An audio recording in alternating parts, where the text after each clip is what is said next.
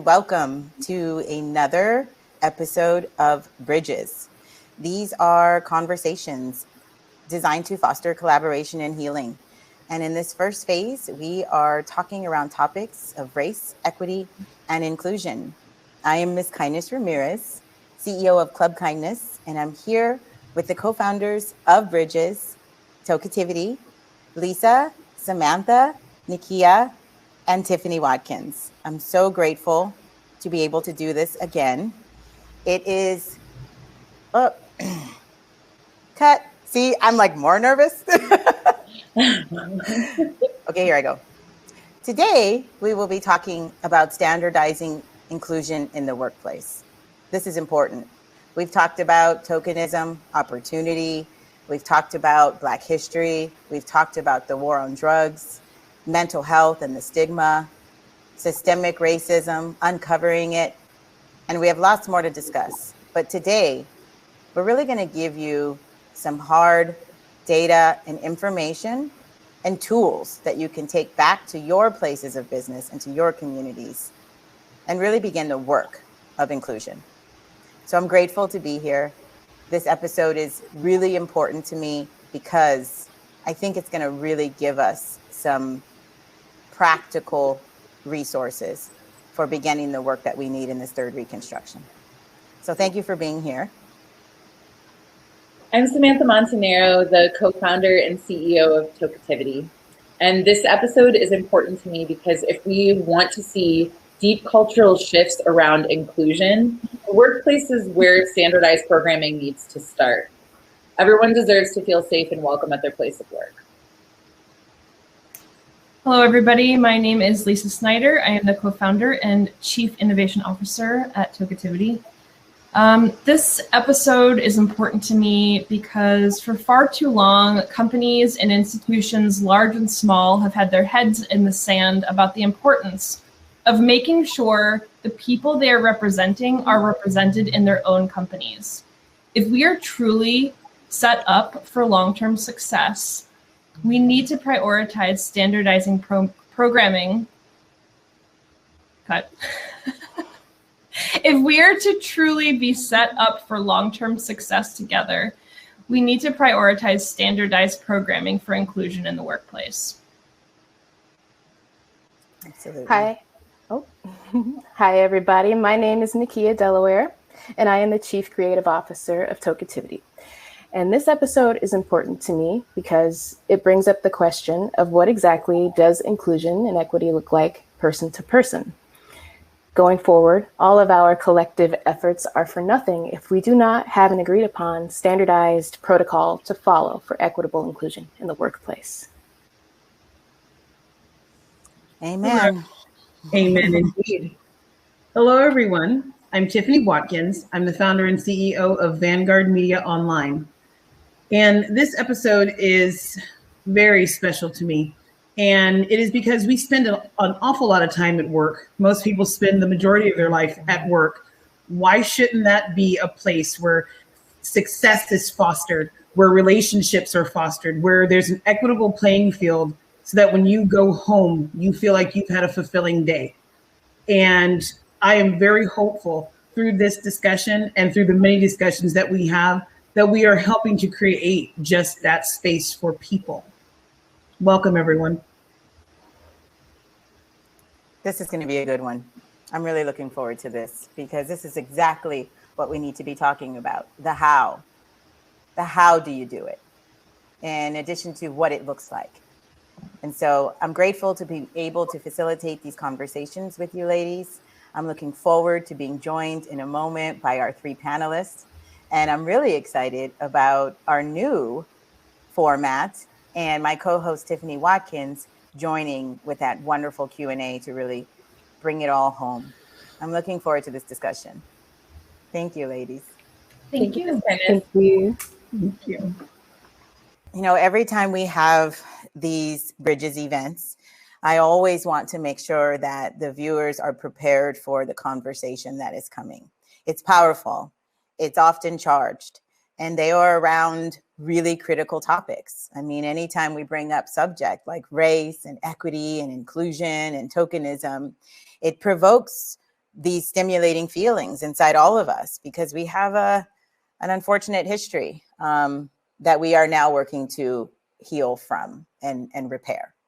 So I'm grateful for these conversations, but I also honor what they can produce as far as feelings within each of us. So before we begin the conversation, I invite each of you watching to join me in just taking a deep collective breath, whatever that feels like and looks like for you.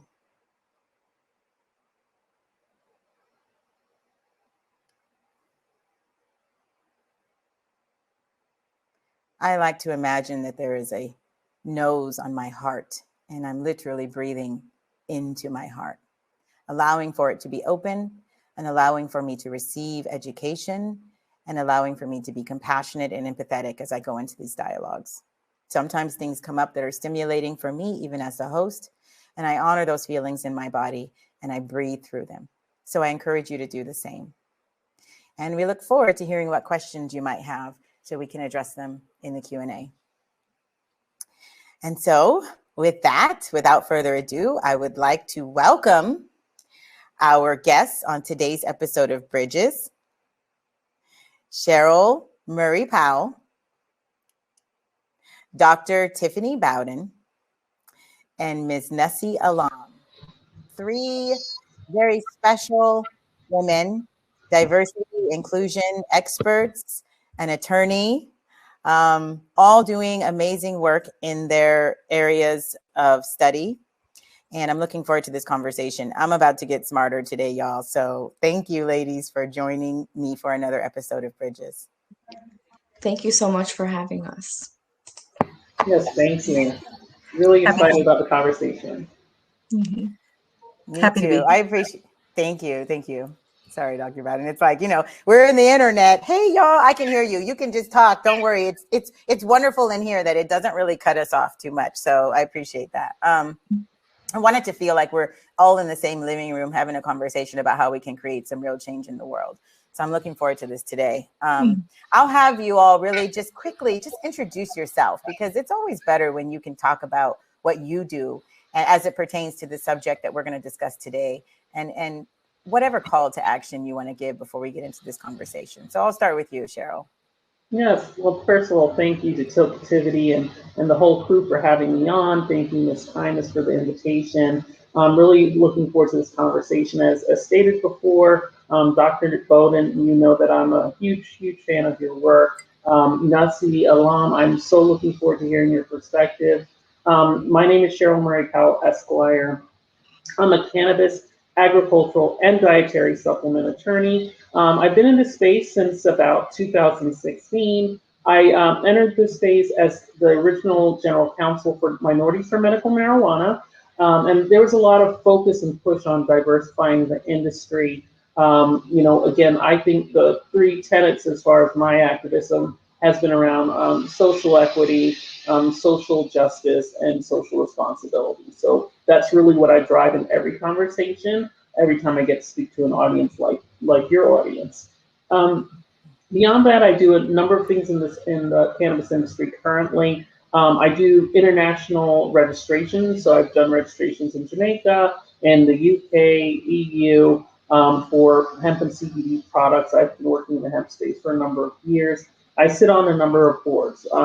Something that's really near and dear to my heart is diversifying boards, and I call that concept diversifying from the top down. So making sure that, yes, we love when the industry is diverse, we love when the membership's diverse, but until we diversify the leadership teams and the decision makers, we're not going to see the amount of impact that cannabis itself can make on the industry. Specifically around equity, diversity, and inclusion, I'm a part of the ASTM D37 Committee on Cannabis. We set standards for the world, and they're adopted by various governments. I actually lead the work group around equity, diversity, and inclusion.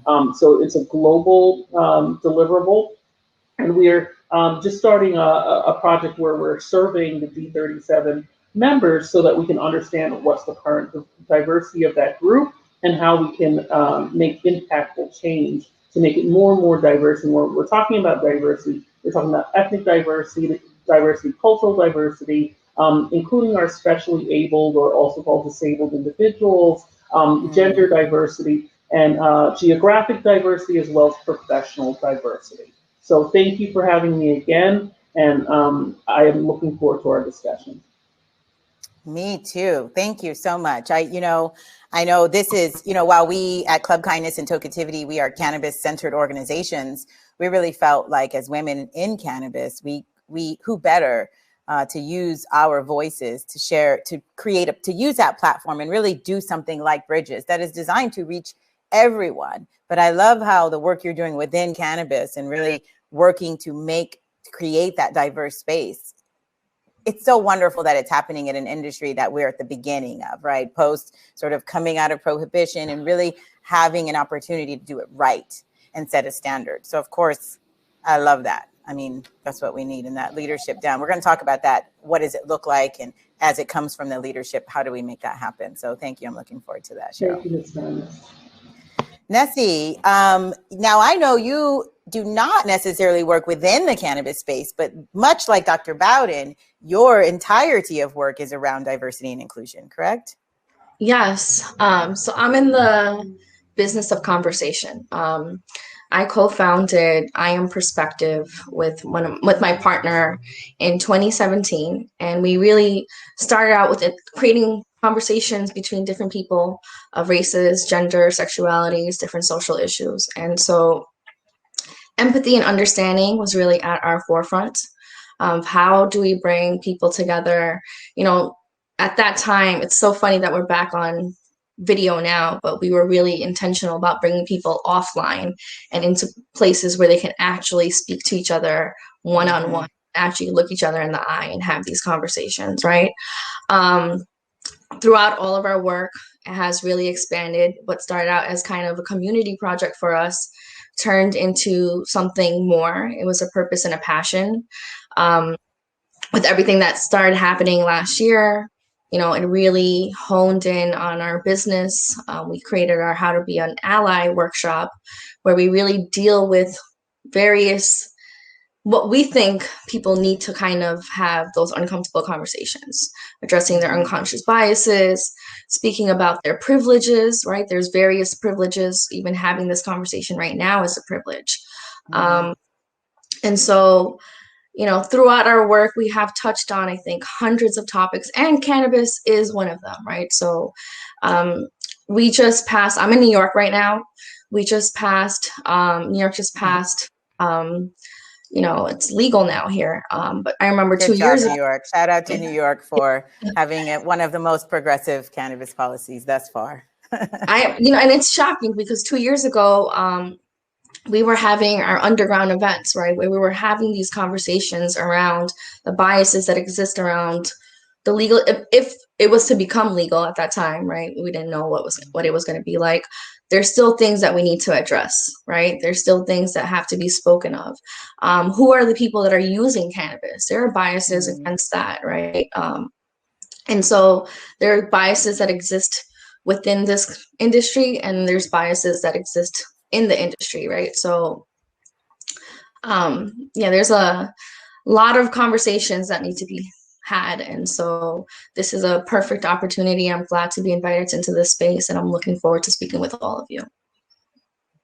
Thank you. It sounds like you're right in the right place. Bridges really started in that same way, that it was about, let's just have some conversations among people who don't all look the same, who don't come from the same backgrounds, but who want to learn and who want to do this work and find better ways of connecting. And that was absolutely the intention behind it. So I love the work that you're doing, and I appreciate it. Thank you, Nessie. Dr. Bowden, I saved you for last because I feel like, we're just girlfriends in this space out here, just trying to just change lives in any way we can. I know that your work has been really in the corporate diversity and inclusion space. So talk more about what you're doing now and what you've been doing, and thank you for being here with us. Yeah, and thank you so much, Mskindness, and thank you so much, Toketivity. I'm really excited to be here with my fellow panelists. I have a lot of respect for their work. My journey in cannabis started at the intersection of education. It kind of came from me wanting to really dig deeper in confronting my own biases and knowing that I had been socialized and programmed in a very particular way. Growing up in the just say no culture, dare kid, and all of that, and really, having a family member that was utilizing cannabis to kind of mitigate some of their symptoms. And when they told me it, I did not have a very positive response. And so in watching them, I was able to actually see it work and, be medicinal. And beyond that, I was able to kind of get expanded to accepting it as adult use, spiritual use, and just really my whole mind just blown. And, I started with myself, like, why is it that I, had this kind of reaction if this thing is so, wonderful, profound, versatile even, and really just started to do that work, on educating myself, and then wanted to, help others with that too. And I thought that that I was going to be abandoning my former background of diversity and inclusion and looking at race representation and that whole conversation, and switching into cannabis. Lo and behold, we're just going right back around to the origin, because at the origin story of that is, of course, racism. So Yes. it just all kind of came full circle. So I was just in the same conversation, just at a different particular point. So my original company within the cannabis space was a Computree Enterprises, and that was specifically an education company and dedicated to creating more openings for everyone. At the time that I started, I was actually a graduate student, and I was looking around the industry and seeing that, wow, everything is always on the West Coast, and it's very expensive, and it's very difficult to get into this space. And if I'm feeling that, then I'm certain that other people are experiencing that. So I created some events that were more opening. But within that, I started to look around and see, I'm the only one that looks like me in these spaces. And we have to do something about that as well. So co-founded the Minority Cannabis Business Association. And I wanted to focus on social justice, patient awareness, and economic empowerment from that space.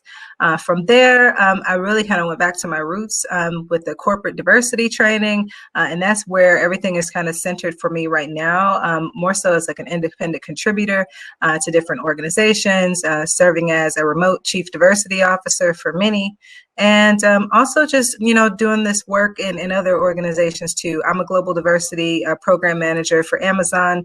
So I do this kind of all day, every day there, and kind of throughout. Thank you. I'm really looking forward to hearing what that looks like. How do you do that all day, every day at Amazon? Because we're going to talk about that. Because sure. We all have these ideas of like what these big conglomerates look like from the inside. Mm-hmm. And now that they're, the word diverse has been popularized, which is something I want to get right into. Every time I have a conversation with a Bridges panel, we always have to sort of set a baseline of understanding, because we can't have these conversations if we're not rooted in the same premise, right? So I want to restate something you said, that all of these conversations, you realize I'm having the same conversation here as I'm having here, as I'm having here, because the origin story is the same. The origin story is racism. So I want us to begin this conversation today, and for all the viewers watching, with that understanding. If you do not definitively agree that we are having to have these conversations because racism is the origin story, then you may not be ready for this conversation. But if you understand that is the root, then let's go on. And I know the three of you ladies understand that. So I'm looking forward to moving on. Let's talk about this buzzword diversity. Its sort of origin story and how you're using it. Because I know, Scheril, you used the word diversity, I think, first, maybe just because you were the first to introduce yourself. So I'm going to come back to you with this question to begin with. You said, I'm diversifying from the leadership down, because it has to start there. What is even the first step for doing that? What does that look like? How are you interfacing with these boards to encourage diversity? Because they're, as I understand boards, they're in place, so they have terms. And so Right. how are you having these conversations? Yeah, it's really interesting. So, you know, if I'm already on a board and I see that there's a need to make the push more diversity, I start having conversations about access to, whether it's an organization, a membership organization, how difficult is it to access, whether it's the education, the membership, et cetera, and so on. I tend to make arguments, factual-based arguments, for keeping the cost for membership low. There have been organizations, I'm not going to name them, where they are saying, "Oh, membership paid, you know, $700." I don't allow any of that, because it doesn't make sense. It's not a profit center. It's supposed to be based in activism and moving the industry forward. So, you know, I've been successful in keeping memberships low. You know, again, $99 range, $100 range, and there are other fundraising opportunities, but your fundraising shouldn't limit the access to your organization. So that's one of the first things that I do, is really look at the access points. Again, as I said, I start with myself. So I look at boards. As when I first started on my cannabis journey, as I mentioned, my first job was Minorities for Medical Marijuana. I still have a great relationship with Roz McCarthy, who's the founder, and they've stayed very consistent with their objectives as far as diversifying the industry, and I have so much respect for what they do. But there came to be a fork in the road for me personally, where I said, I want to transition the type of impact. I'm not saying I'm more impactful outside of a minority-focused organization, but I felt it was necessary for me to transition to where I was influencing boards that didn't look like me. I would be the first one. And I always say, I'm fine with being the first, but not the last. I'm fine with being the first, but not the only. So when I tend to get these opportunities to join a board, and again, the privilege of being an attorney makes it so much easier. The privilege of being an attorney makes so many things easier for me. Even walking away from opportunity is easier, because I know I can hang my shingle, you know, and be able to, I don't have to work 40 hours for me to be able to support my family, because I do live really within my means. So with that said, as an attorney, it's easy for me to make a good case for me to join a particular board that doesn't have any diversity. And once I'm allowed to join a board, and I'm very transparent about this, if there are other board seats available, I look for stellar individuals from diverse backgrounds to recommend and nominate so that they can join me on the board, so that we have diverse perspectives as decisions are being made. So that's the next step for me, is I experiment on myself, like Lauryn Hill says in her Unplugged album. I experiment on myself. I feel out, what's that culture like? Is there a reason why there was nobody who looked like me, or no diversity on that board? Before I bring someone else in, I want to really validate that and look at what I can change before I engage someone in an environment that could be triggering and induce trauma for them. So I educate.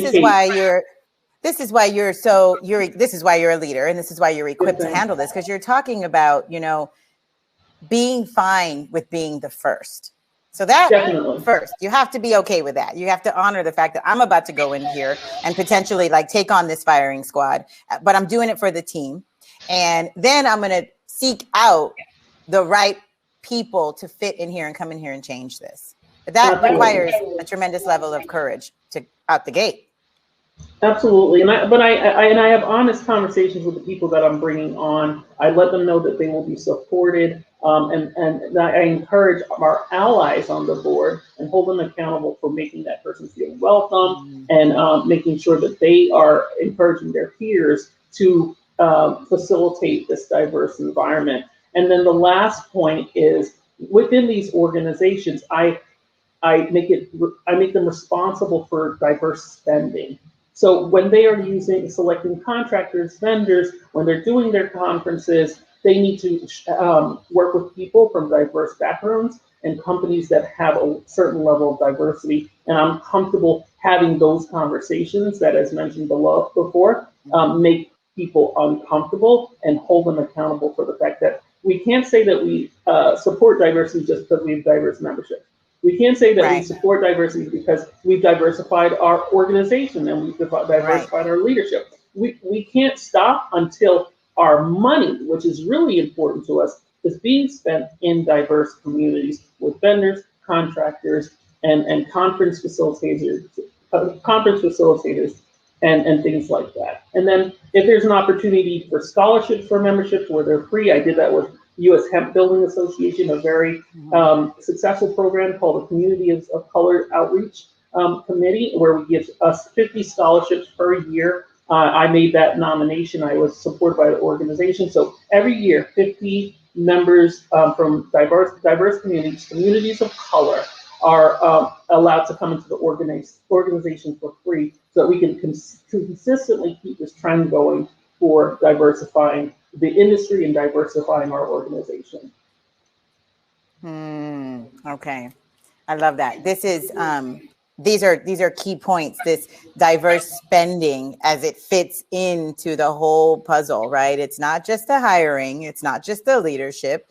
Now it's where's your money going, right? It's all these puzzle pieces. I really appreciate that. You know, you talked about allies and how you coach allies. And then it made me think about the work that you're doing, Nessie, with this one-on-one or these two people or two individuals who look different and turning them into allies via this process. I know with Bridges, we're finding that where the allies come, or they call themselves allies. They come for the learning, they come for the teaching, and they had no idea what they were about to receive. And then they leave really feeling more rooted in their ability to be allies. So talk a little bit about that process and how you turn these people into allies and work with them individually. Yeah, I think putting the onus on the individual, even going into companies that we do work with, we like to feel them out to make sure that, first of all, that they're a right fit for the work that we do, because we have a certain come from, and you know, we don't want to walk into spaces either where they're not going to receive the information that we're sharing, because, you know, you spoke earlier about the energy and being able to do this work in this constant level, right? And so we put the responsibility on the individual, right? Like, what does that look like with your own unconscious biases? What does that look like with your own privileges in comparison to the group narrative? And really, you know, I think something that's very important in the work that we do, like, we are not a space even for a debate, right? You have your own, even with the title of I Am Perspective, you have your own perspective.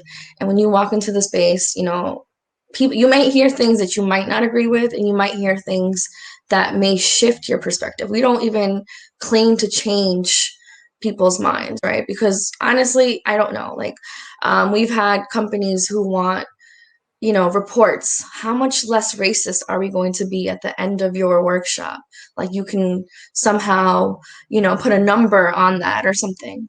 Hold on. Did you just say that you've had clients actually ask you for quantifiable terms of less racism? Mm-hmm. Yes, like proposals. Please give us a proposal of all the work that you're going to do. I'm like, okay, I think we're not going to work with you because I don't think you understand the point of this work.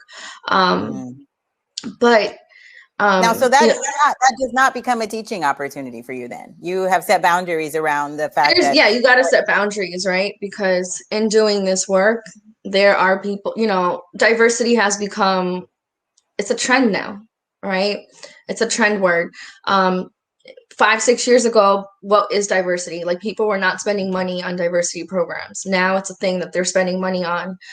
Trump last year, he banned it, right? Like, it was a thing to ban, like, you know, and so, yeah, we're not here, like, authentic allyship, right? There's authentic allyship versus performative allyship. And so it's very important to us to understand who the authentic allies are, because a lot of people come into these spaces and they learn and they leave and they never do anything else with that information they're receiving, right? So absolutely. What is it that you're walking into the space with?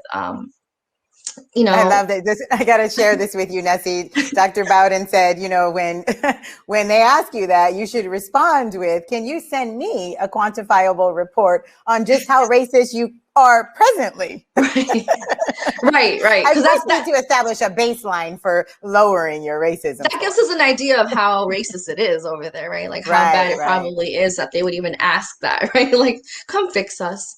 But I think there's, in terms of our allyship program, you know, we have identified 7 different types of allies, right? Not everyone is capable of doing the same kind of work. You know, Scheril, you just spoke earlier, the work that you are doing is amazing, right? And you are in that space to do that kind of work. And so I think all of us in here, we're doing this work in the way that works for us, right? Like, and so even in allyship, distinguishing that, it gives people a little bit more power, right? Because I think when you hear the word allyship, there's so much like to it. Like, they're like, what does that even mean? Like, how does that work? Like, what are the actual action steps? And so I think we go in there, we make that work a little bit easier, right? And having those conversations, and we come to that conversation together, right? We don't go into spaces and like we have all the answers for you. Let's have what are the 7 different types? What are they? Like, what are the 7 types, if you can lay them out for us? Like, you have the sponsor, the champion, the advocate. Those are the ones I can think of off the top of my head. I just put you on the spot, huh? Right. Yeah, so, you know, someone that's, I would say we're like advocates, right? Like, what does that look like in bringing the conversation and bringing spaces for people to be heard?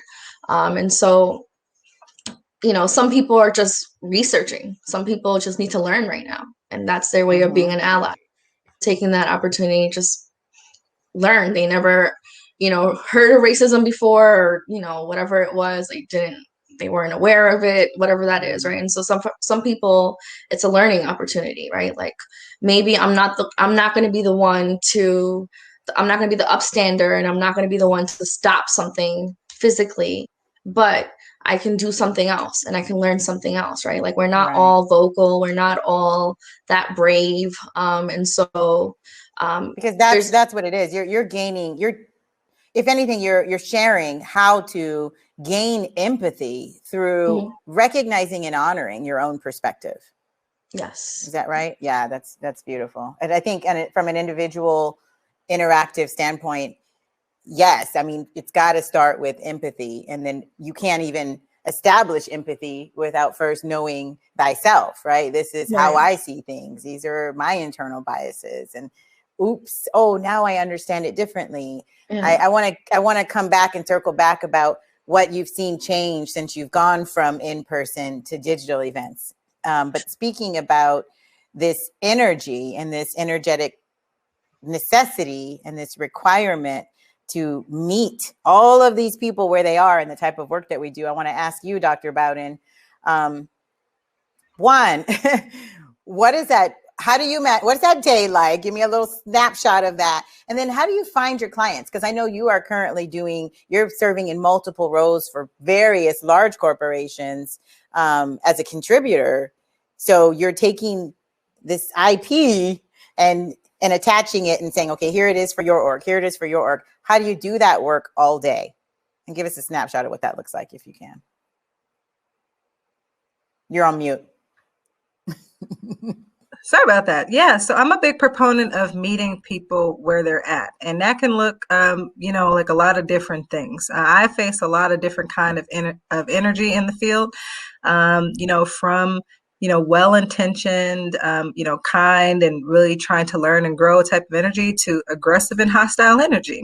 I meet all of that. I have very healthy boundaries, and I use all things as teaching moments. Whether or not people want to accept those moments as teaching moments is a whole different thing. And I'm a big proponent of criticism as a gift, and it's an invitation to have authentic relationships. So I'm very free flowing, with being able to do those things. So I understand kind of who I'm dealing with, how well they're able to do that kind of work. That also goes for allies as well. I was really interested in what Nusrat had to say about the 7 allies. I tend to kind of think of them in at least 3 different categories: allies for self-interest, allies for altruism, and allies for social justice. Is kind of how I think through them. And it really just kind of depends on, how well people center others versus themselves, or keeping them in balance. And that can kind of lead you into whether or not people are kind of in an authentic and balanced relationship with their allyship, or if they're in that kind of performative and potentially predatory relationship with allyship. But in terms of how I find clients, I actually have not done any advertising. All of my business is 100% word of mouth, very relationship based. I just focus on doing the work that I feel called to do. This is like spiritual work for me. This is my ministry. This is what I've been doing for the last at least 20 years. So I'm not new to the space, neither in cannabis or any other space. And I speak up on these things when I'm on the clock and when I'm off the clock. So people kind of already know what I'm about. They know what to bring and what not to bring to me. And they know that if they bring it, then I'm going to, show up in a particular kind of energy as well. And I've really, been able to kind of master being kind but firm when necessary. Yes. That's kind of where, I come from, where, I'm able to push back, but also have grace. And that's what allows me to kind of move in different environments.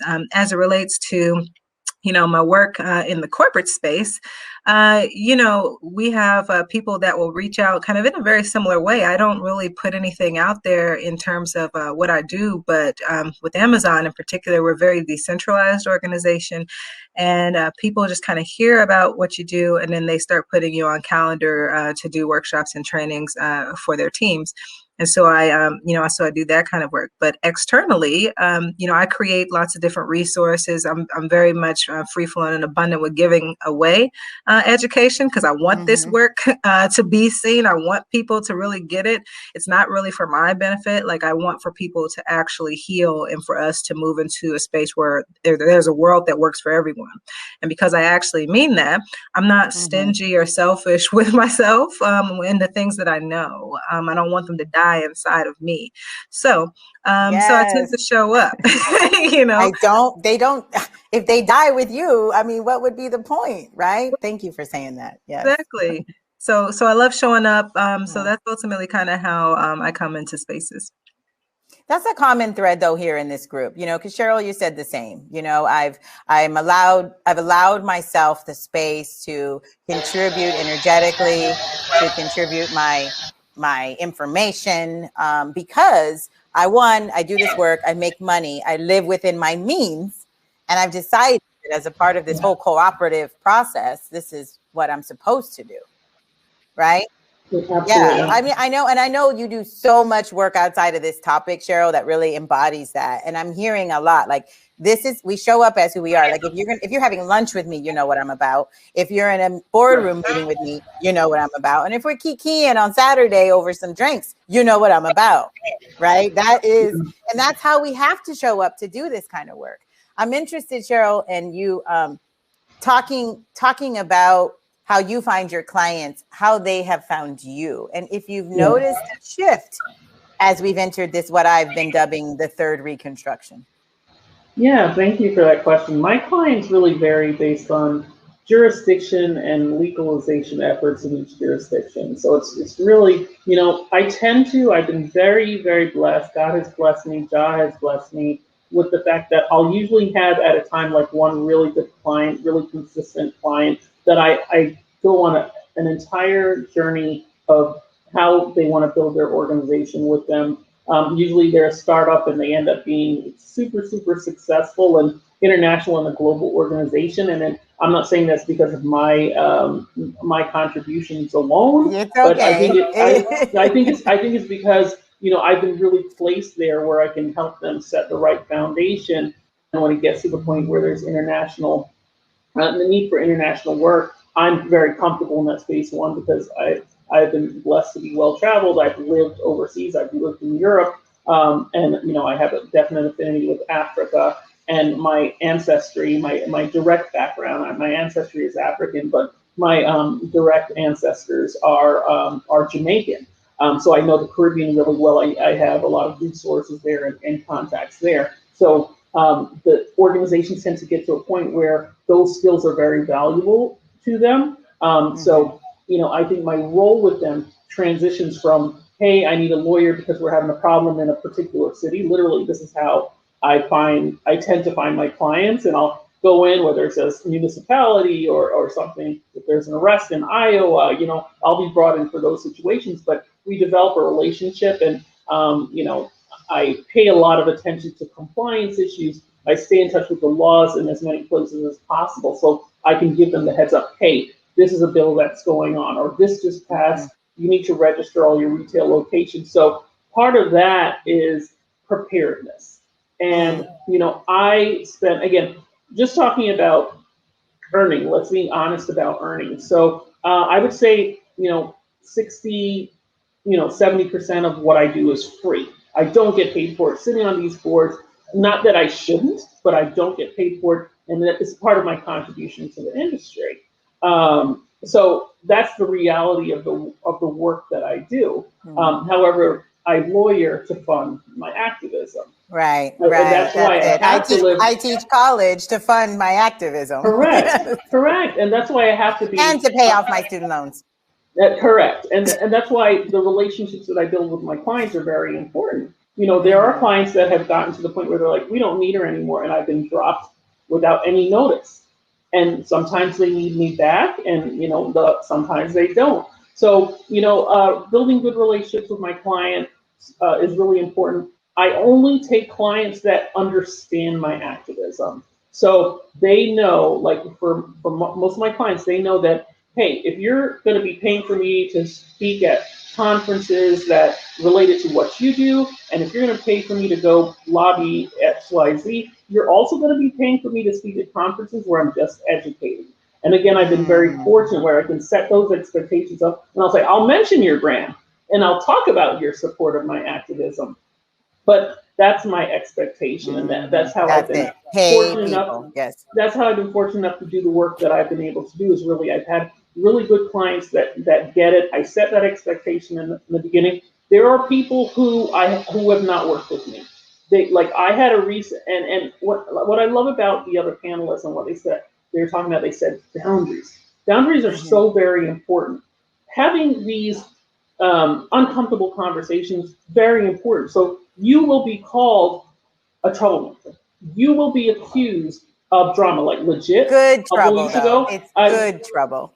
But it's not always perceived that way. No, you're always raising these issues. You can't just say, yes or no. You're always accusing someone of something, and you'll be the people try to muzzle you by calling you, saying you bring drama and saying you're a troublemaker. But then you say, you have to stand and say, I rebuke that, or say, I'm offended by that.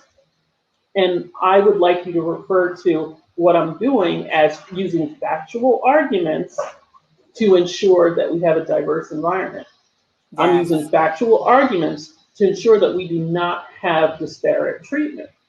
So I was going to refer to like an incident, and it happened last week, where, because we're talking about earning here now. So I had a referral for a client, really huge company in the CBD industry. And, I said, listen, this is what I do in as far as my international stuff. This is how I do my registrations. This is my retainer fee. And this is what my cost will be. And the first thing that they did was say, oh, we won't pay your retainer. We're just going to pay you your fee.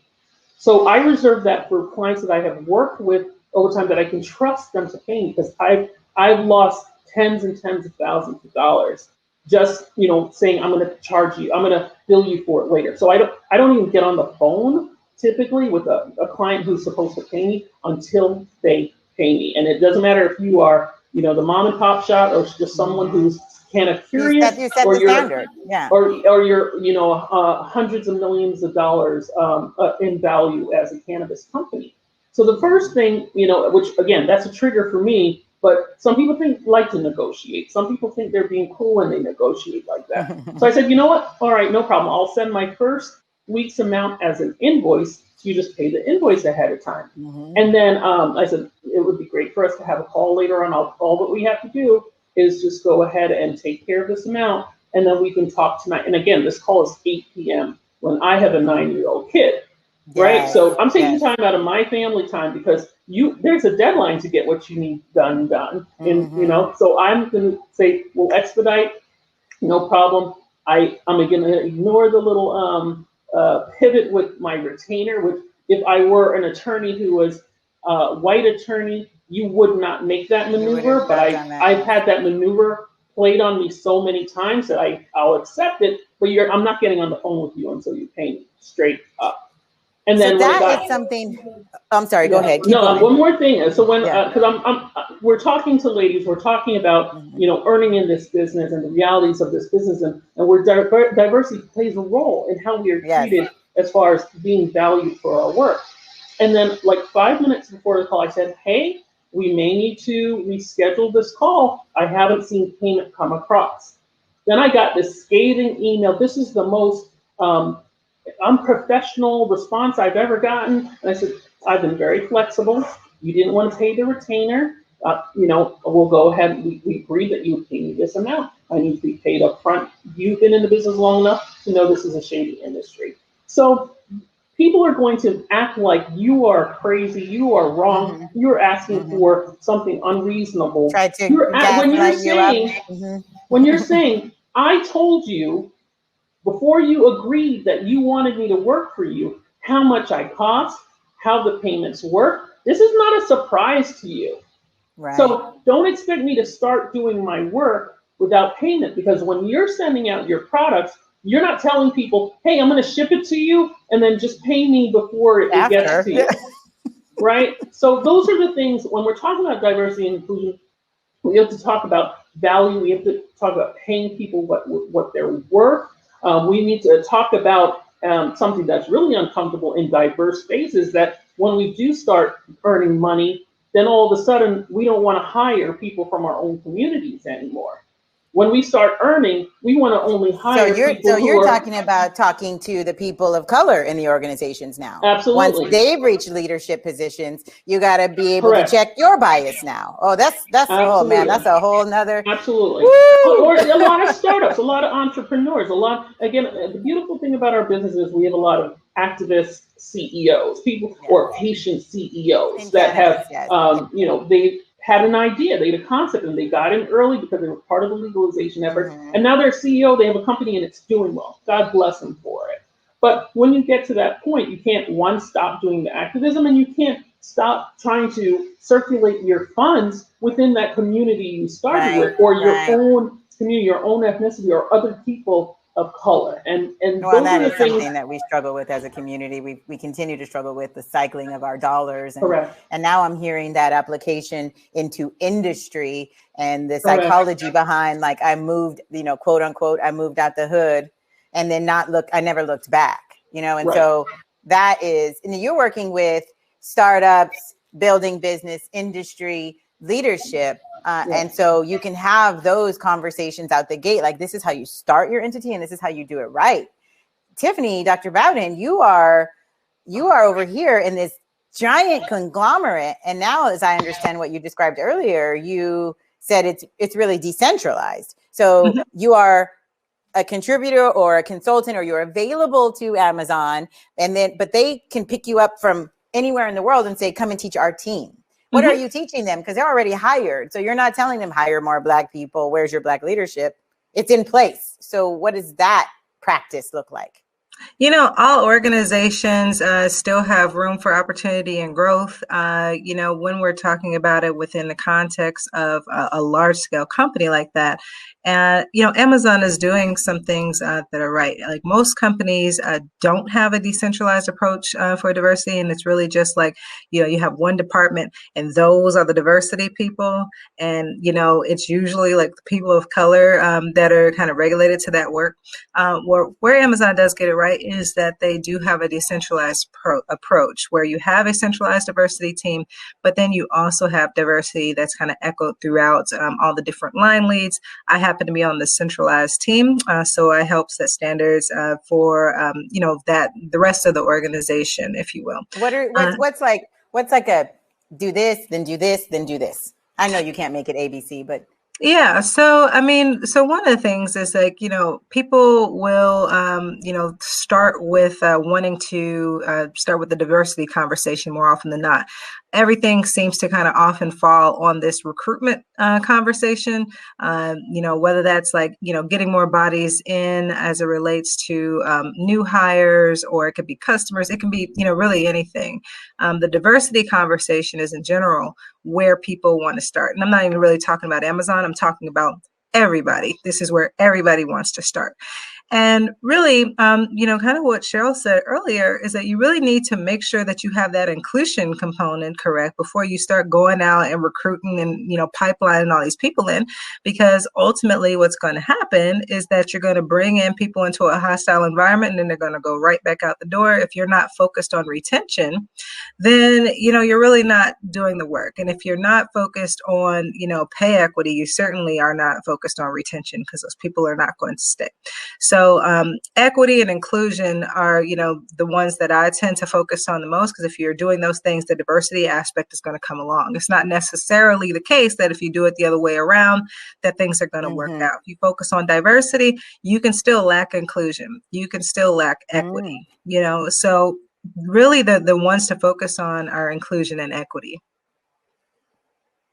I love that. Thank you. That makes me think, Nussie, because people are approaching you, the HR, that one department, right, per se, as I think about this business model. And they're saying, hey, come and teach us how to be less racist. And you're saying, well, we have to really look at the inside. So let me put you in these exercises so you can look at yourself first, gain perspective, then gain empathy. Now I understand you said we're not going in to change minds. That's not our intention, but we're going in to help them see their own perspective.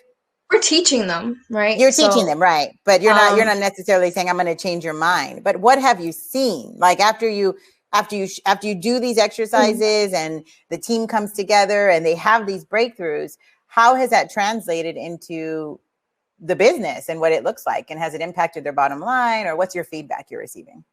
Yeah, so I think first, even when we explain our program, I think it's difficult to explain because a lot of our work is experiential, right? So, you talk about the unconscious bias, you throw out the words that they want to kind of hear, right? Like the words that like, oh yeah, you want to address these things. And we do talk about it and we do, share information.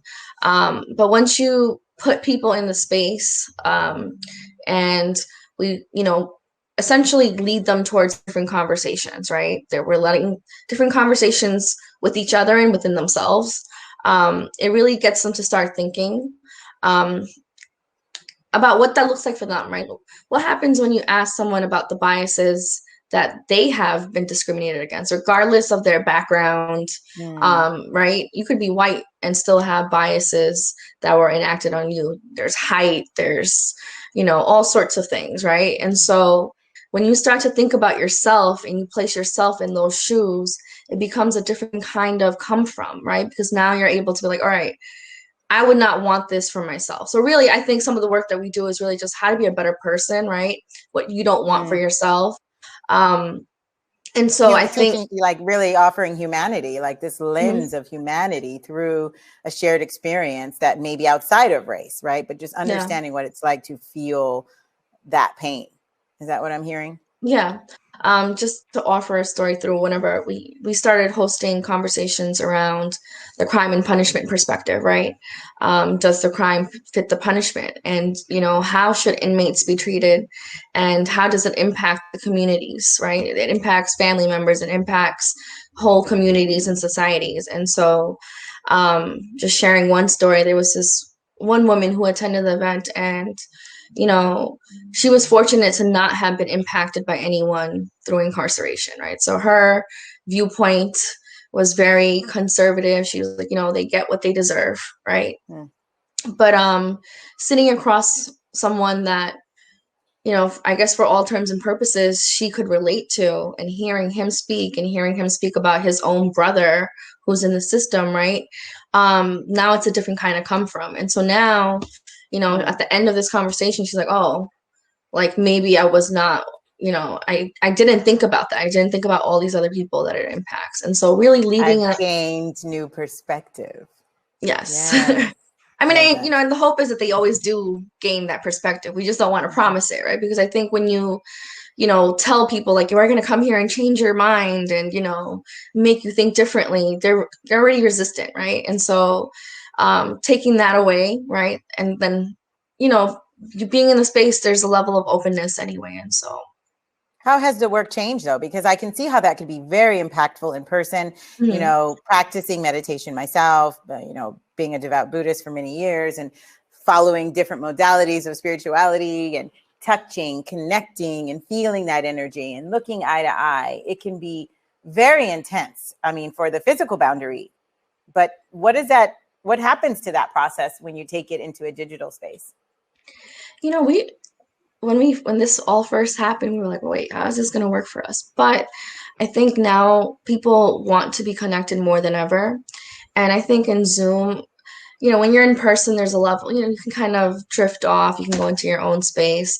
But when you're on Zoom, it's a very like everyone's watching and you're like, you're in this space, right? And so I think if they choose to attend, they're looking for that connection and looking for that, you know, level of learning and understanding. And so engaging in them, you know, in that way, it's not the same, but it's still there, right? I think we're not as distracted as we were in the past, so it's easier to be a little bit more focused on the conversations that are being placed, right? So that is true. And you know, I like that you said that we're not as distracted because they've been forcibly removed from our lives. No, but really I've learned via these conversations how to wait and how to say, oh, I'm sorry, I need to interject because it's going to cut you off your sound, right? So technology has really provided an additional level of patience in my communication style that I'm very appreciative of. So I can see how that could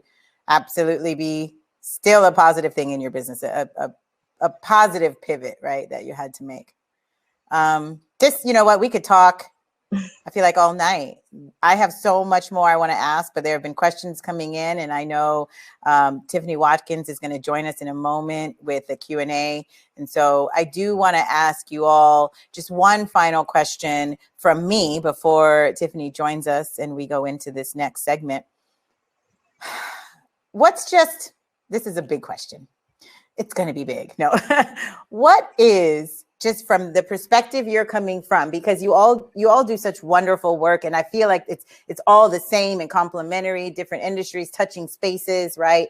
But it is centered, it is niche, and I see that, and that's absolutely why we invited you today. But what's your CTA? Like, what's the call to action? What's next? Because we are in a reconstruction in the middle of this trial that, you know, from a year ago. Like, we are literally feeling all of this right now. Companies are calling, people are saying, how do we get bridges? We want to watch these conversations, we want to learn, we want to know, and everybody's trying to figure out, like, these are the things you need to do. What's your call to action? I'll start with you, Scheril. Yeah, I'll say my call to action is remove the scales from your eyes. You know, stop trying to live in this bubble that's unrealistic. Yes, you have people who are your friends who are racist as hell. Just accept it, and you need to figure out what you're going to do about it. When that racist statement is stated, are you going to just go along? Are you just going to be silent? Are you going to say, hey, you know what? I don't know if you're aware of this, but that's actually racist. Like, you have to figure that out for yourself. Who do you want to be in this environment? Remove the scales from your eyes. You don't have to, you know, appease people who are, enforcing disparate treatment, who are saying rude and destructive things, who are intentionally restricting people from opportunity, who are just comfortable being around people who are like themselves. Everyone has to make the decision. Are you going to be on the right side of history? It will be uncomfortable, but as time goes on, you're like, you won't be able to do anything but stand for what is right. When it comes, so that's one part of it, and the other part is legislation and really understanding how one line in a piece of legislation. So yes, in the industry, we want adult use. We want adult use across the country. But when a person or an activist like myself says no adult use without diversity, without diversity provisions, no adult use without equity, we're not the bad guy. Yeah, that should be. We're not the bad guy. You just need to be brave enough, and you need to have enough restraint to understand that you will get what you want, but you can't get what you want on the backs of other people. You can't get what you want and have other people on your knees. So I think legislatively become more engaged and really put your foot down and say, no, we're not going to allow these companies that have been making all this money, they're getting all the headlines, to continue to make all this money without having some of the industry for the people who are victims of war on drugs, for the people who are discriminated because of their socioeconomic status, their race, their backgrounds, and stand against predatory contracts. So that's where I'm at. And again, being that way, we think our industry is very evolved, and we've always been diverse, even from when it was an illicit market. But sometimes we're too quiet. Sometimes we're like, hey, I'm going to win, so I don't want to make any trouble. I'm going to win, so, we'll get there eventually. And then once you start making your money, you don't show up at the Capitol. When your company's successful, when you get that good job, you don't show up at the Capitol. So I say to people, remove the scales from your eyes with regards to who you are and what your intentions are. Remove the scales from your eyes as far as what needs to happen when you are in an environment where people are racist, when they're holding back people from opportunity. That'll show who you truly are as a person. There's so many similes in there and metaphors. And I think about removing the scales from your eyes, because then I think about snakes and fish, and yes, it's so it's a biblical. It refers directly to the Bible and the New Testament. Paul, Saul, and how he became he went from an oppressor and a predator to a champion in Scripture. So he could have kept being. I mean, he was from the most privileged family in the Jewish community, but he's had the scales removed from his eyes, and he realized there's a decision here. Either I'm going to do the right thing, or I'm going to continue to hate myself for what I do, under the pretense that I'm a good guy. And that's a decision in our industry I see people facing all the time. Some people make the right decision, and some people don't make the right decision and expect you to love them anyways. Expect you to be quiet. So I think we're at the point in the maturity of our industry that we need to say, hey, you need a mirror right now. Because the people you used to talk about, the big pharma that you used to talk about when we were on stage together, you're out there behaving like you're that. Becoming. Yes. Like that. Yes. Absolutely. Amen to that. Thank you, Scheril. How about you, Nessie? What is your call to action? I'm going to jump on, Scheril. Accountability, right? Individual accountability for yourself, and what that looks like for you, whether that's learning, whether that's, becoming active in your own individual way, and what that looks like in an active way, right? Not a passive way. I think, we can watch the news and we can know about things, but we have to actually do something, right? And whatever that looks like for you, and what you decide that looks like for you, like there's no, it has to be one specific way. And also understanding of yourself, but also of others, right? So find those opportunities to learn about groups that are different from you. Whether that's in race, whether that's in gender, whether that's in different socioeconomic classes, religion. The more that we learn about each other, the more that we get to really understand about each other. I think that really we are more connected than we are different, right? Like when you really get down to the basis of our human emotions, regardless of how someone loses their son, that mother misses their son in the same kind of way. They love their son in that same way, regardless of race or any of that, right? And so really humanizing individual experiences and to understand why something is the way that it is and why people would feel a certain kind of way. And so, there's always going to be need for allyship. We have, Asians who need allyship now, right? And so, my come from has always been, and I can't quote it. I'm the worst with like actual words, but I'm a historian. And so something that I focused on very deeply was the Holocaust period. And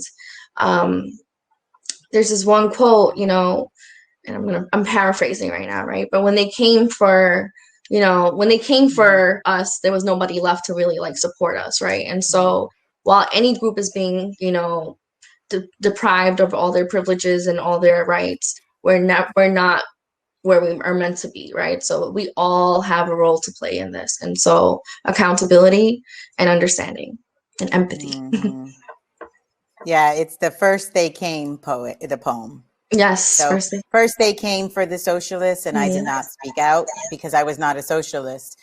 Then they came for the trade unionists and I did not speak out because I was not a trade unionist.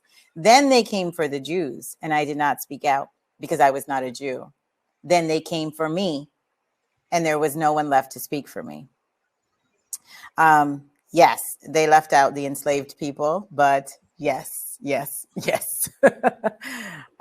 Thank you, Nessie. And Dr. Bowden, before Tiffany joins us and brings in some more questions, this will be like our Q&A closing, bringing it all together, which is wonderful because this conversation should go on for hours. And I know that you all are taking it back to your communities and doing that. So thank you again for that. I cannot thank you enough for the work that you're doing. And we are really grateful to have you grace us on the Bridges stage. And I'm always enlightened by these conversations. Dr. Bowden, what is your CTA? My CTA in everything that I do is asking, what would love do? This is like I said, this is my ministry. This is the space that I come from is love. And sometimes love is tough love. So, sometimes it might feel a bit uncomfortable, but I'm loving you through it. So that what would love do is my internal call to action is the call to action that I lead from. With that, I think it's very important for people to evolve their self-love because we can only give access to others to the extent that we have access to it for ourselves. So, really doing that internal work and then being able to magnify that outward is something that I really try to live by. I was featured in Skunk Magazine also for spring 2021, and I did bring out some particular call to actions that are very specific to cannabis. I actually have that here, so I can just speak to those really briefly. Some of them which we talked about here. So one is diversify your board. Scheril mentioned that earlier. If you see something, say something. Incorporate supplier diversity. Hire diversity consultants. Don't expect people to work for free and stop asking your people of color friends and employees to do free work. Okay. Support social equity. And that can look like a lot of different things from, actually speaking about it, going to the Capitol, lots of different ways that you can do that. Listen. So that's enough said, right? Get the language down. It's really important that we understand the languages that communities use and want to be kind of identified by, and really getting behind the languages of the communities. Don't mispronounce people's names. It really has a lot of strength for people, and when you really honor them when you get those details right. Earn trust. Pay competitively and equitably, and when possible, pay generously. Also advocate for the laws that encourage protection within small companies. Like within our industry, we don't have a lot of companies that are above a 15 employee threshold, which means that the EEOC is not, it's not in the EEOC jurisdiction, which means that de facto racism and retaliation, sexism, a lot of those things are kind of de facto legal because there's not really any kind of employment law jurisdiction to manage those things. So that's we need to really important to understand that that minimum employer requirement where you have to be compliant by these standards. When you're below that, you don't have to be, but you should still operate like that. You should. And we need to advocate ultimately for laws, like as we're kind of rolling out our cannabis programs, we need to be mindful that we have a startup industry, and that federal jurisdiction where employment law kicks in, it's basically not active for cannabis companies because most of us don't have companies that have 15 employees or more. Contribute to the community that you operate in. So don't just, absorb the resources. Make sure that you're also kicking, resources back out. And that can look like financial resources or otherwise. And lastly, of course, is educate yourself. So this is a part of that. And that's really great, but continue to do that work and don't expect for people to unpack their traumas for you for free. Make sure that you are actually really, truly diving in and doing some work for yourself. And just like that, we have had this wonderful conversation. Look, I'm an extrovert. I want to touch all of y'all. I can't wait for the day when we can be sitting around a table together having this talk. But this has been amazing. And I know Tiffany is backstage with these questions ready to join us. I'm going to leave and then I'll be back. But I want to again just say thank you. This has been so enlightening. I don't know if you've noticed, I tried to be really graceful with my note taking while I'm also listening, because I learn in each of these conversations. And the community that is watching, our viewership and our guests, they are always very grateful and inspired. And you're right, Dr. Bowden, this is a part of the work. This is a part of the teaching. And this is me and my partners at Toketivity and Vanguard using our platform in the way that we can to really help to spread this vital, vital message. So, hey, Tiffany, thank you for being here. I'm looking forward to these questions that have come up from the dialogue, and I will see you in a moment. Thank you. Hello, ladies. Such a great conversation. And, I know we weren't supposed to be all fired up, but I'll tell you, I am fired up. How can we not be? This is so important. Having people understand what it means to be and how sacred it is to be equitable and to be inclusive and to think beyond racism. That is a sacred space that I don't think humanity even understands. And I'm going to include us all in that. We just don't realize the gravity. So, the conversation's been wonderful. It has been high level, because you women are incredibly powerful in your space, and I get that. But let's get a little bit more granular, because we have people from all walks of life who are tuning into this conversation, and they need these tidbits. They need something that people who sit on boards and those of us who, are in the C-suite, that we sometimes lose sight of. And that is, I'm a base level employee. I'm witnessing, or I'm the victim of racism, not being included, being left behind, not having a seat at the table. Let's take it from that standpoint for a few minutes. And, what are some things from your points of view, from your teachings, that you could tell that entry-level employee who is feeling like, hey, you know what, I probably should have gotten those hours. I've been putting in the time. I've been doing what, I'm a good employee, but I'm being passed over. And I do believe it's because I'm the only Black on the team. What do we say to those types of things? How do we guide them to a space that feels safe enough for them to say something on their own behalf? Why don't we start with you, Dr. Bowden, if you would take that one for us.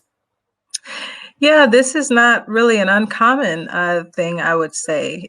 This frequently happens. And, there are certain power dynamics that people need to be mindful of in terms of, how they may come forward in space.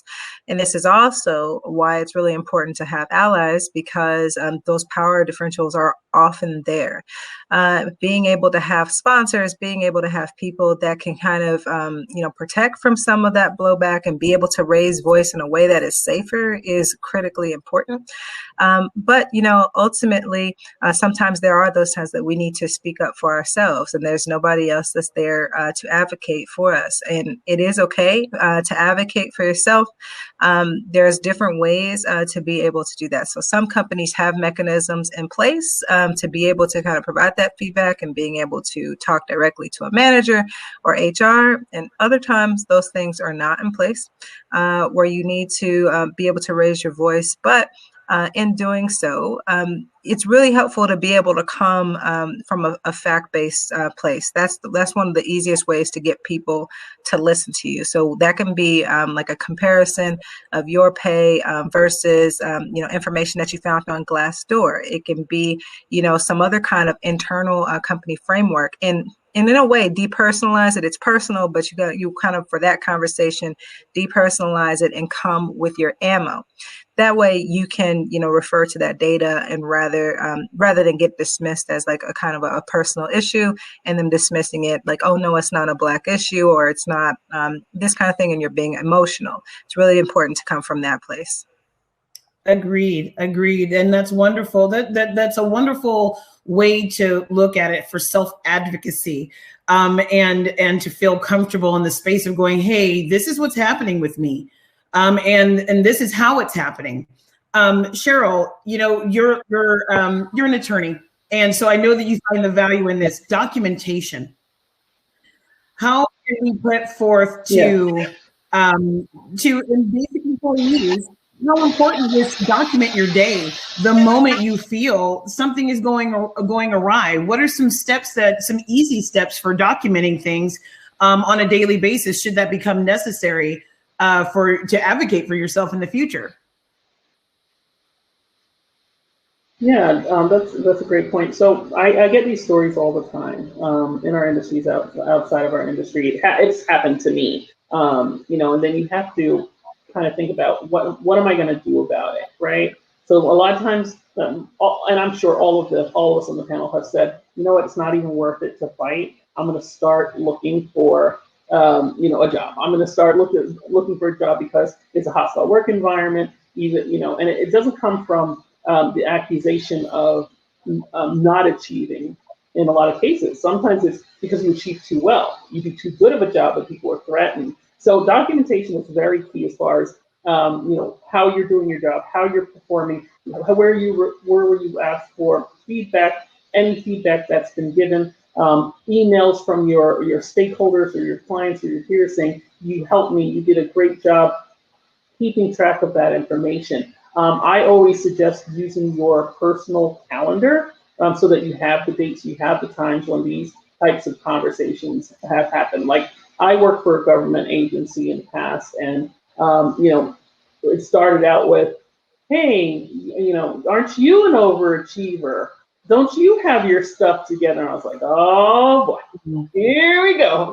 Because we're so used to that when, that person in control. And again, a lot of times it isn't someone who is from, sometimes it is, but from a diverse background, they start making snarky remarks about how well you're performing. And then all of a sudden, it's like you're being set up for something, something to say that you're not eligible for your job. And then, I've been in a situation where they said, why don't you resign and give 2 weeks, then we'll pay you for an additional 2 weeks. So that comes back to value. That comes back to, you think so low of me that you think you can just pay me for 2 weeks and then that will muzzle me and people won't know what type of terrible people you are. And the fact that you are going to dismiss someone without cause who's doing a good job, but because you think that people are desperate, or because they have families to take care of, you want to disguise your deceit and disguise your malicious ways by making them resign. And again, this affects their ability to get unemployment benefits and things like that. Right. People out of necessity will make that choice. So, going back to your original point, documentation is key. Getting feedback from others is key, so that if you do make that decision, I'm going to challenge this, or I'm going to go to human resources, or I'm going to file a case after the fact. You have all of that on, not in your work calendar, because the first thing that happens is you lose access to tools, right? So then you're going to lose all the things on, if it's a work cell phone, you're going to lose all the evidence that's in the work email, et cetera, and so on. But having that on your personal calendar, that way you can refer back to specific conversations, specific compliments, your performance reviews, and things like that. Exactly. I mean, I'm a firm believer in documentation myself. I have a background in tech, and in the time period that I came from about 20 years ago when I was an active engineer, documentation was everything in solving a problem, because not everything happens in one day. Not everything happens in one session. So being able to go back and see the pattern of default of whatever it defaulted to then, and you see that pattern leads you to what you have today, was a great way in diagnosing what coding error went wrong. And we can apply that to humanity as well. You'll see something that happened that you just said, well, that was a default reaction, and then here you are today and you're going, no, there's a pattern of abuse here. There's a pattern of racism, sexism, fill in with the ism. There's a pattern, and you can see it. You can have a kind of a memory log of that to share with someone. It can enlighten you, and it will enlighten someone else. So I'm a firm believer in that as being at any level. You can always pick up a pen, you can always pick up your phone and personally document the things that are happening, because you don't know when you'll need that information. Yeah, and contact a human resource attorney, an employment attorney. I don't practice in that area, so again, right. I would acquiesce to an attorney that specializes in that type of issue.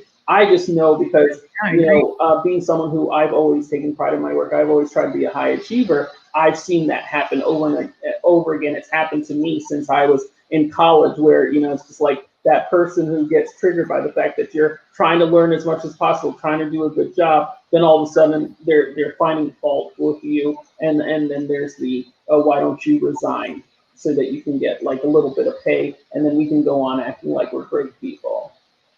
Yep. People sometimes, right? I mean, but that's why we're talking about these things. We're hopeful not to make changes, but to create a new playing field where change isn't necessary because those actions aren't warranted or accepted or useful in the space anymore. That's what we want. That's what we're building towards. Nussie, and the work that you do with I Am Perspective, you talk to the higher level employees, they bring you in. I heard you say, and that just, my head spun all the way around, I think, when, quantifying, how do we put a qualifier here? How racist are we, right? Do you ever get a chance to, and even if not, what are your thoughts on what their employees think about that type of idea? The idea that there are staff that maybe it hasn't even trickled down to them. They have staff that weren't present during these racism trainings, these diversity, equity, and inclusion trainings. How can we get better? Do you ever see anything that shows they've gotten better?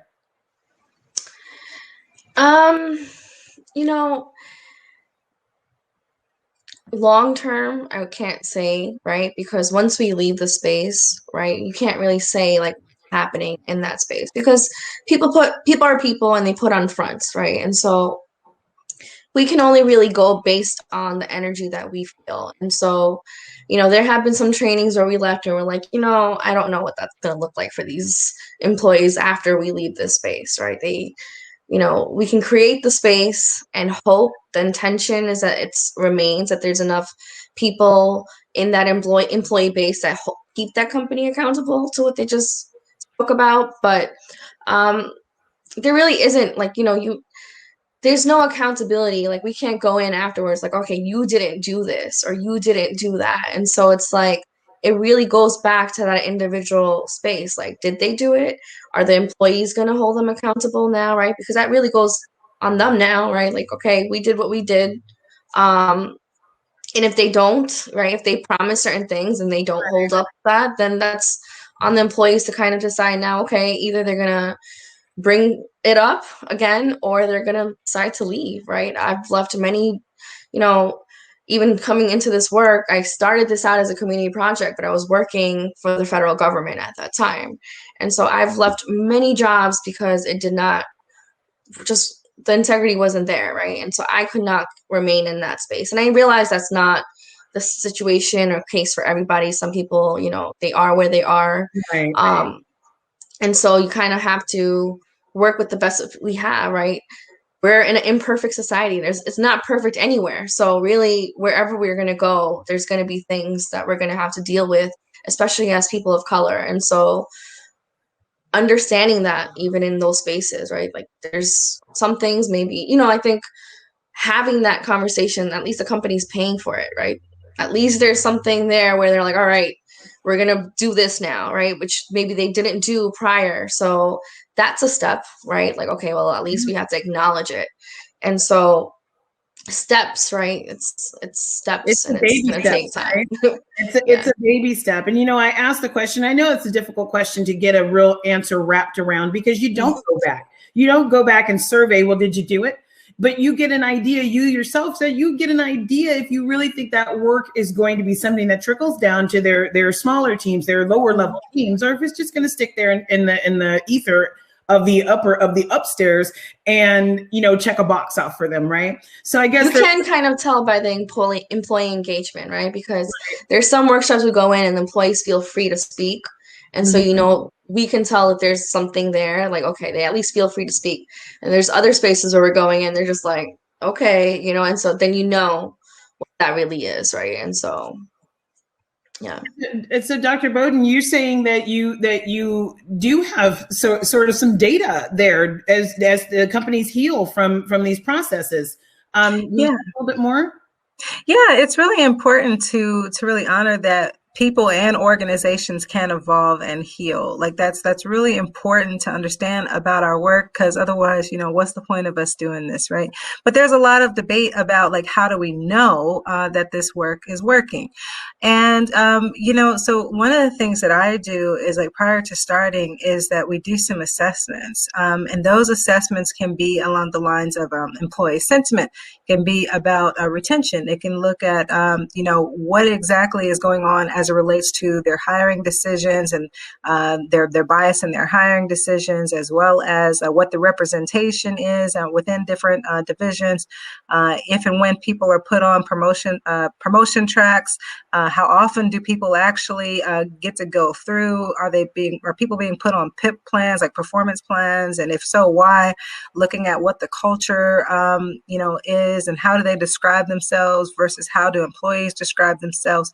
And really just, like, you know, getting these things into some balance. And what I find a lot of times is that people haven't even asked their employees, you know, what they think. So they can't really fix anything about their culture because they don't even really have a proper diagnosis of what's broken.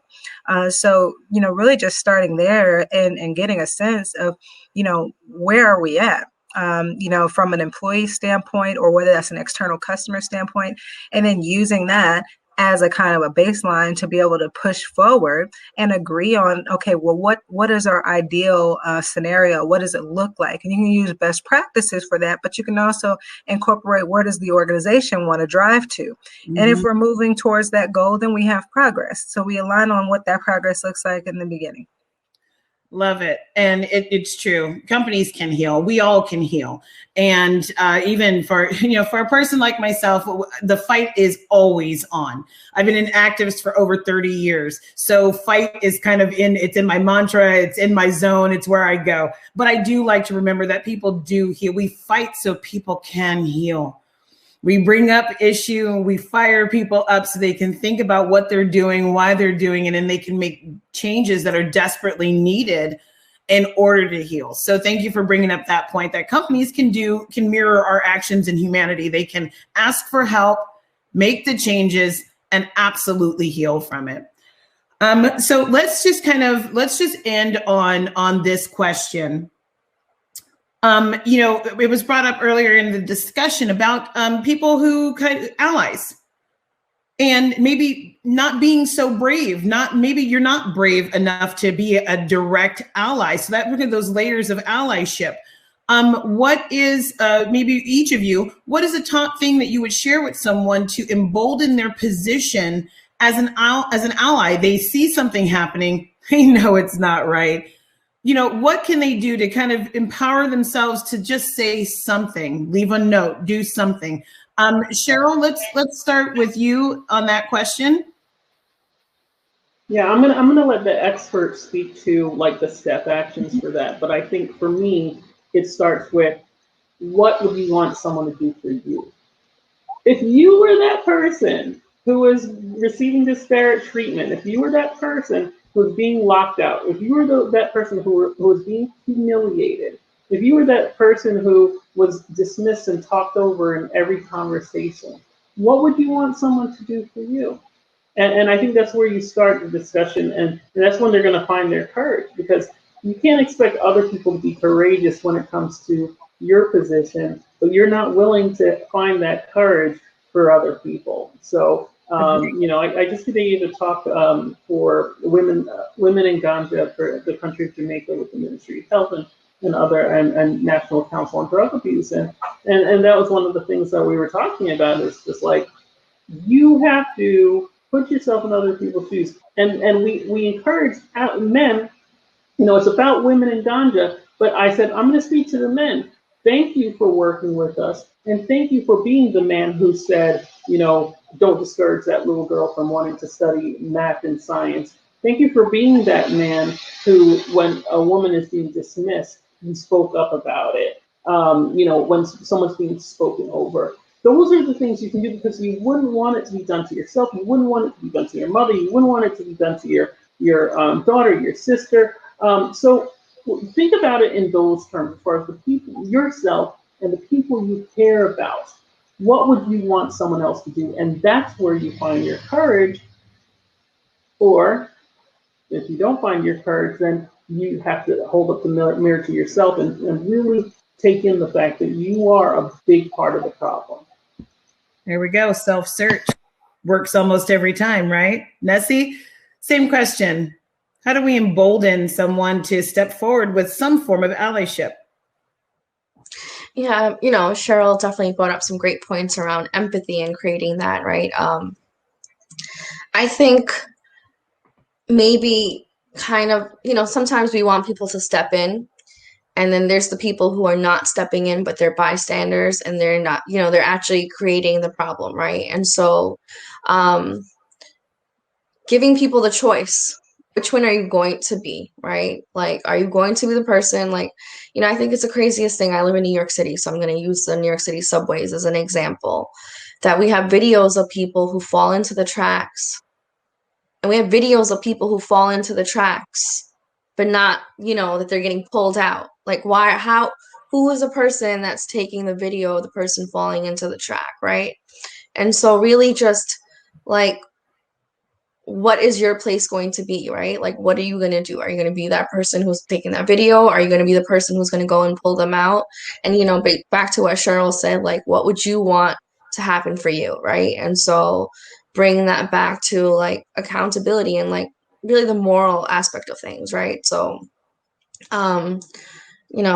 we just had our women's conference where we actually had men in the space, right? Because you also have to come into spaces and be uncomfortable, right? So be uncomfortable and come to spaces to listen, right? And so, like I said, there's different ways of being allies, but really, I think speaking to moral character of what's right and what's wrong at the end of the day. And so, I like it. Yeah, and that's what I say, the black or white decision. We're either going to do this or that, 0 or 1, right? And that is effective. We have all these different modalities out there, so many of these can be effective for you. You just choose what works best.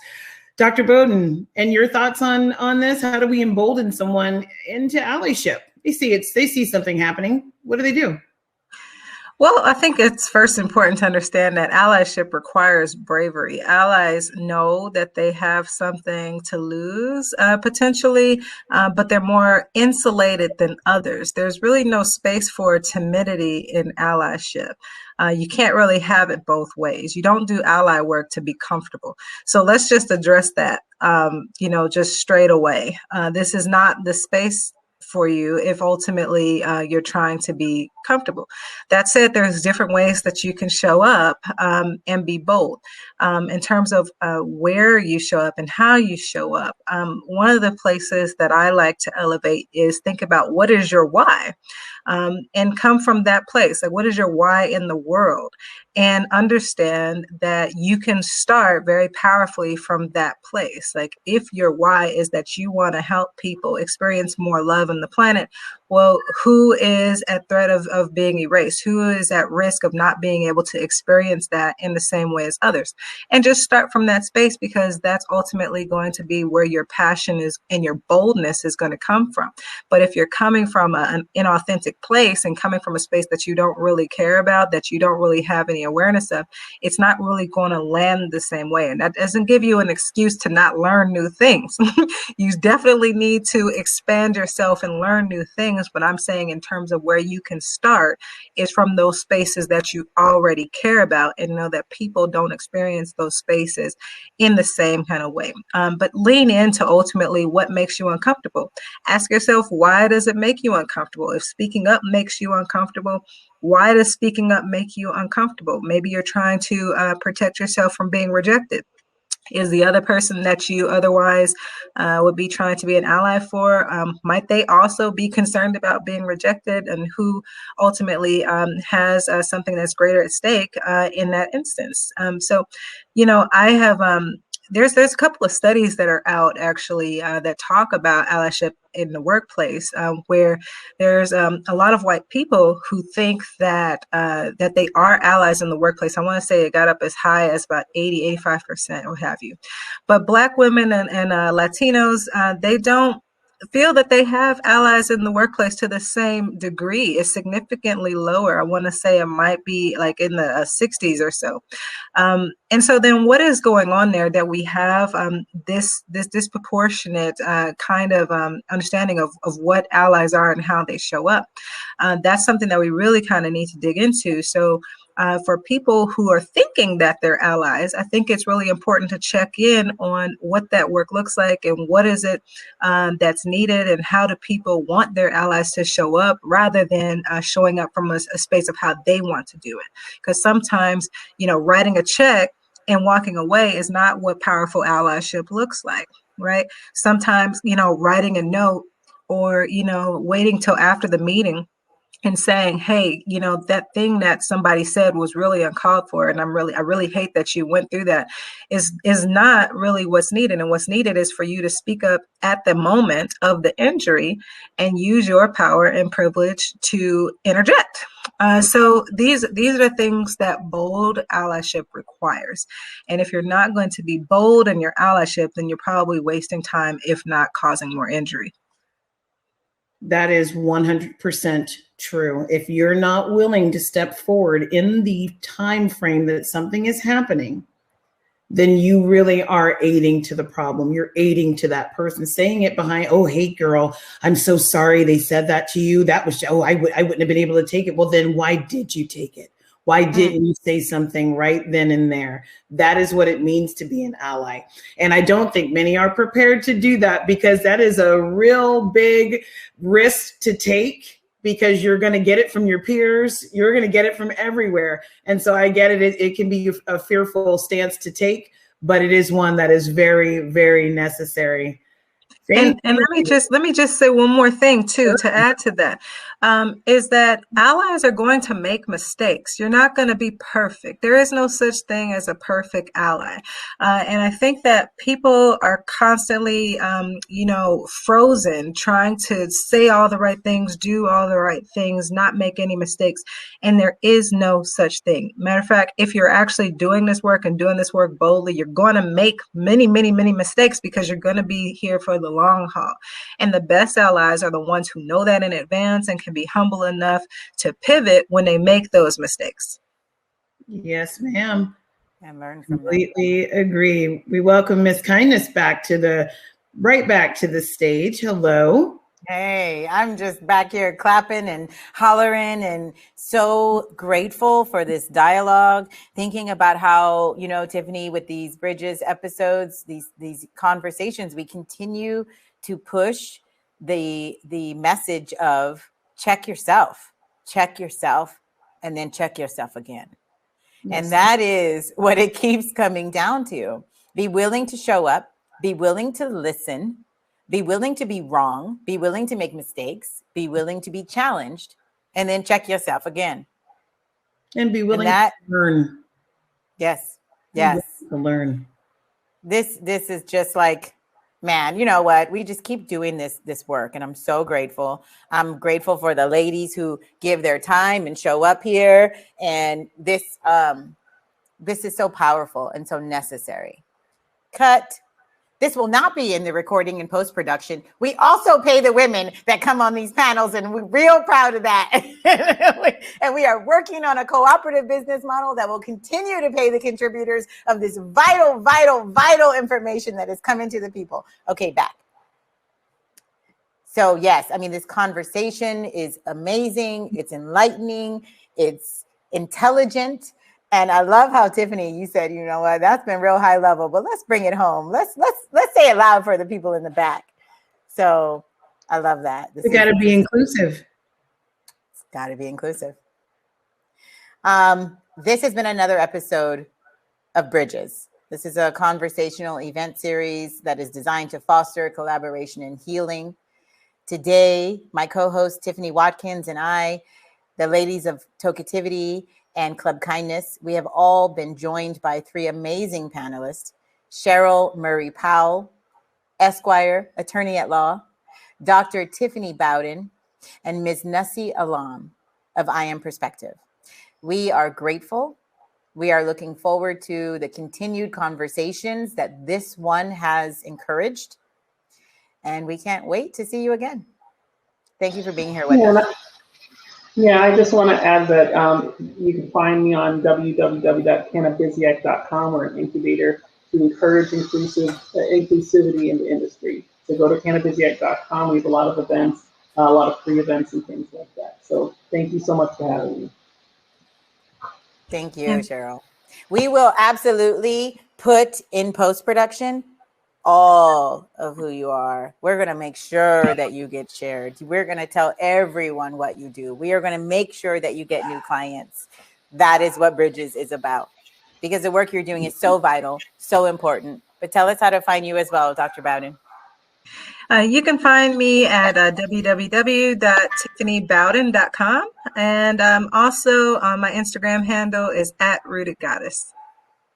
Thank you. Ms. Nussi?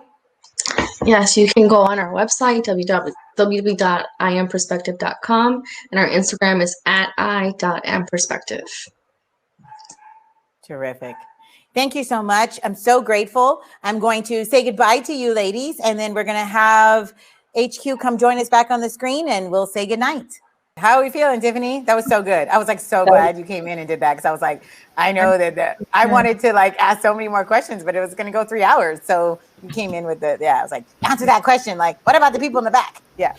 It's just, look, all of the levels are great, but I just wanted to make sure that anybody who tunes in the future, if they are not there, if they're an entry level person, that they know that there's something they can do for themselves or maybe someone else.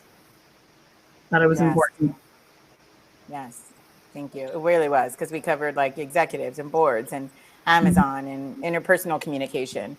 But like, what about that guy who's like, I'm being discriminated against, or that little lady who's like, this dude keeps on brushing my back every time he walks by me. Yeah. Oh, that was me. That was me. Anyway, okay. Stop touching my back. Okay, ready? What are we saying? How we, How would you like to close this out, Mskindness? Oh, I don't know. Hey, keep that dog quiet. I don't know. The same way we always do. Like, I can just, okay, I guess, because now we're thinking about, so what Joe's doing in After Effects is like when somebody's talking, like they get zoomed in. So like when I asked a question and like, so when you're going to see in After Effects is like Tiffany Bowden comes big. So I think for these, he'll just put us in a frame. So like, let's just close it real quick. Let's just be like, man, today was so great because something like that. Yeah, that sounds great. Is that cool? Okay, here we go. This has been an amazing episode. Standardizing inclusion in the workplace. Another way and opportunity and conversation that has inspired us to learn from. I'm grateful to be the host. I'm grateful to have been joined by the amazing women who are on our panel tonight. And tonight's episode was inspiring for me because I now have some very specific ways of applying this to my own community, of applying this to my own business, and doing my little part to break down the system and make the world a little bit better place. What about you, Sam? I really appreciated the actual tactical steps here that we're taking this movement beyond, initial conversations about race, equity, and inclusion and getting into the nuances of privilege. That I think is at its core, like really, really powerful next level stuff that I'm excited to also continue dismantling my own, my own privilege, my own understanding of what has even gotten me and us to this place, and to just keep moving forward on this path together. Lisa? I really absorbed today in a completely different way because we were able to be present with one another. And, I heard a lot about diversifying from the top down. I thought that there was a really great range of approaches with, is this a company or are you the individual who is being discriminated against? And I think that this is really good for everybody to understand the different perspectives. I really appreciated Tiffany's questions around, what do you do? How do you document if you are feeling certain ways? And, how do you speak up for yourself? There's also conversation around the 7 different types of allies. And I'm very curious to kind of dig deeper into that. But really, it really starts from an individual's perspective, and that there's no one way at this point, and we hope to change this in the future, of being able to measure, if a company was racist and is now less racist, but there are certain aspects that can be measured, as Dr. Bowden was talking about. Retention is one of them, and several other ways. And I'm very excited about the future of what this work is going to do in small, medium, and large companies and organizations, and how it's going to create more awareness together as a community. Kia? Yeah, amen to what you said, Lisa. You kind of hit it on the head. I personally enjoyed the very nuanced perspectives as well as experiences from all of the panelists. Each one has had different walks of life, different work history and things like that. And all of those add up to figuring out how to make the workplace a more inclusive place and more equitable. I really appreciated those perspectives. What about you, Ms. Tiffany? I thought this was a great conversation and so needed. I think my biggest takeaway from this is that the biggest privilege in the workplace, outside of the workplace, is our voice. Being able to speak up for yourself, being able to speak up for someone else is just the biggest privilege, and it's the easiest one to share. So I think that this conversation was motivating for us to just say something. If you see it, say something. Acknowledge it's happening, whether you acknowledge it to a friend, you acknowledge it to your boss. It's just best that you start with saying something and using your voice. That voice is going to affect change, and that change is going to bridge us into a future of more equitable situations, inclusion of all parties, and peace. Here. Ashe, ashe, ashe. I mean, That's it. That's it. This episode taught us that we need to, in the words of my dear friend Scheril Murray Powell, remove the scales from our eyes and be willing to access our power, to use our voice whenever it needs to be used. So amazing. And to understand we might make mistakes along the way too. That was a really great takeaway. Like, you're going to make mistakes. Be okay with that and keep going. Have grace for humanity. Thank you for joining us for another episode of Bridges. This has been a wonderful, wonderful evening. We talked about standardizing inclusion in the workplace, and we'll see you for our next episode, International Colorism, Part 1. Have a good night.